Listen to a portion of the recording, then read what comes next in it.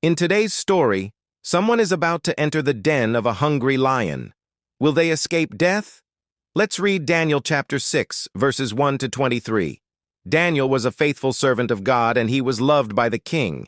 But the other officials were jealous of Daniel because he was wise and respected, so they made a plan to get rid of him. They went to see the king and told him to make a law that said anyone who prayed to God for 30 days would be put to death.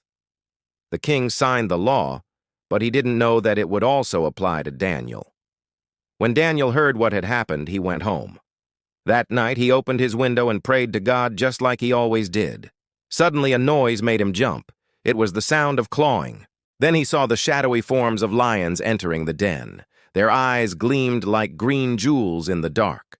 One of them let out a menacing growl. Daniel could hear their sharp teeth as they began to circle him, but he kept praying. He trusted that God would protect him. As the first rays of sunlight peeked through the window, the king arrived at the den. He was worried that Daniel might be dead. When he looked inside, his face turned pale. There was Daniel in the den with the lions.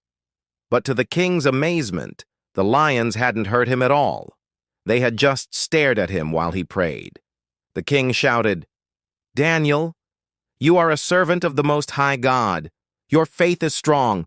I have made you a great leader in my kingdom because you honor God." Then he ordered that Daniel's accusers should be thrown into the lion's den with their families.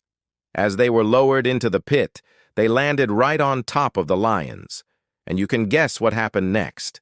They were all torn to pieces in an instant. After that, Daniel and his friends continued to serve God faithfully. Will you remember this story? When we trust God, even scary situations can turn into happy endings. God gives us courage when we are afraid. If you want more adventures with a fearless hero who trusts God, you can find it on our channel. Thanks for watching.